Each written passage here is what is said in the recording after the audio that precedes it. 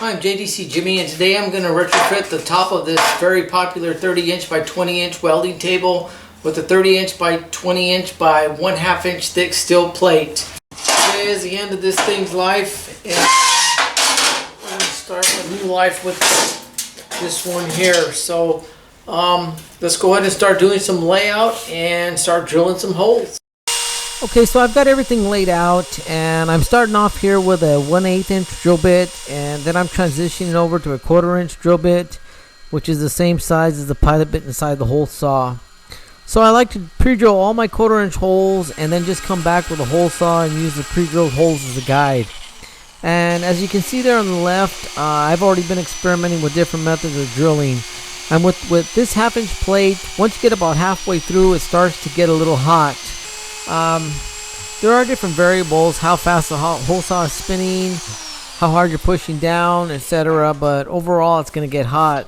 So in this particular method, I went halfway through, I switched out the hole saw, flipped the plate over, and then I continued on from the back side of the plate.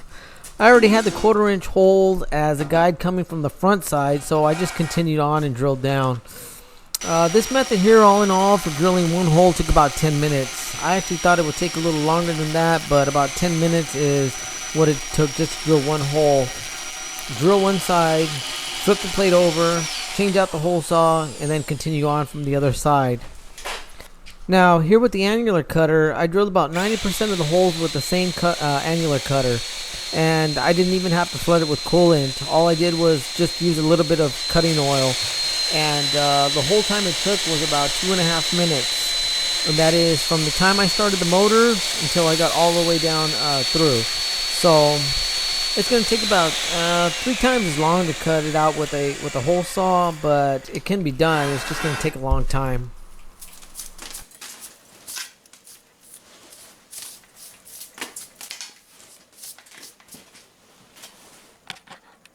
Okay, I'm done with the welding table modification. Once again, it's 30 inches wide by 20 inches, the same as it was before, 1/2 inch thick. My holes are 3 inches on center this way, 2.5 inches on center this way.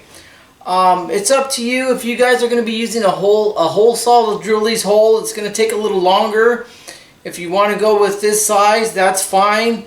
But in actuality, if you're going to be using this type of a clamp and you're going to be drilling your holes, you can really actually get away with about a 5-inch holes, 5 inches apart, because they'll reach each other as long as you're within 5 inches. And actually, if you're going to be using this type of clamp, which I prefer, you can go even farther. You can get away with about 10 inches apart each way. So that's just something to keep in mind if you don't have access to a mag drill, only a hole saw. And another thing I would suggest, if you do use a hole saw, get maybe 4 of them. What worked for me when I tried it was I used the 5-inch hole saw. I drilled my pilot hole. I went in about 1/4 of a way. It started to heat up. I changed it out, flipped the table over, and then drill the other 1/4 inch from the other side to keep it cool. And if you do layout, maybe you can just lay all yours out, drill 1/4 inch deep, alternate, maybe have 4 hole saws and 2 arbors, alternate on them on one side with your layout, drill 1/4 of an inch, flip the plate over, and then drill the other 1/4 of an inch. I had no problem with being misaligned. They went right straight through with no problem. So that's just something to keep in mind if you do not have access to a mag drill and an annular cutter. If you do, of course, that works great. This 3.5 apart by 2.5 has been working great for me. The only thing is I'm just it's kind of weird trying to get used to this Swiss cheese, because I also use this not only as a welding table, but I also use it as a workbench now because it's so sturdy. A modification I did, another modification, is I put a auto mechanics table on the end with a magnetic tray. That just holds everything, because when I found that I'm using this as a work table, I've got things falling through these holes. So it was just getting ridiculous, so I had to buy that.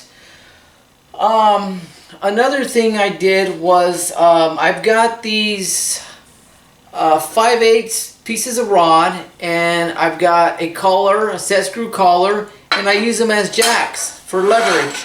So if I'm welding something at different heights and I just need to use a jack for some reason, I know you can always just flip it over and the piece will be sticking up, but in case, it's just an idea if you guys want to use it. I've got this, you just use these jacks with this 1/8 set screw.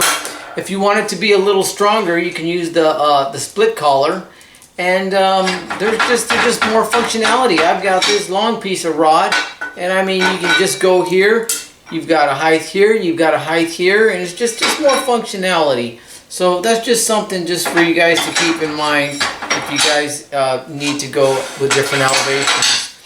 Okay, so other than that, one more modification I made was on the bottom of this, I put a little plate down there and drill 5/8 holes to hold these and to hold these. And what I use, you can actually, I had my own where I cut my own piece of 1/4" steel and then drill my 5/8 holes. But you can actually buy these in the concrete department of your hardware store, and they use them for forming concrete, and they're just the perfect size. And I'll go ahead and go down there and give you a view of that. But these are just about the perfect size. If you don't have something to cut something that thick with or whatever, just go to there. And they're cheap. They come in about 3 sizes. They come in 24-inch, 18-inch, and 36-inch. So that's more than adequate to put down there. So I'll show you what I did down there to hold the clamps. Okay, so here's a view of the bar that I used down there. I put that plate down there to hold the clamps. So as you can see, that bar that I was talking about fits pretty well down in that little section there. That's already there, and you just put it straight right across there. And then just drill your holes, and you've got a place to put your clamps.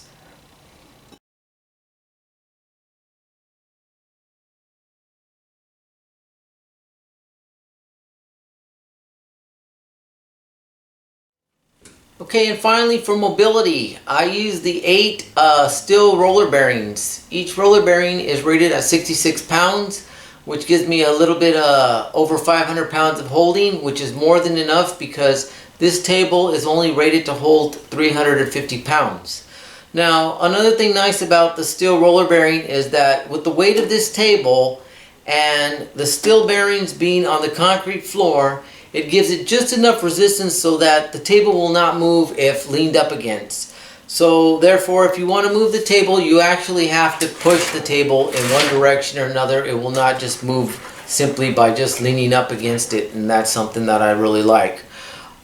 You can also use locking casters. They make that. You can use that for mobility. Move your table from side to side or wherever you want to move it, and then lock your casters in place. You can use that. But anyways, that concludes all the modifications I made to this welding table. If you got some ideas from this that you can use, that would be great. If you stuck around and watched the whole video, I really do appreciate that. I'm JDC Jimmy, and until next time, thank you for watching.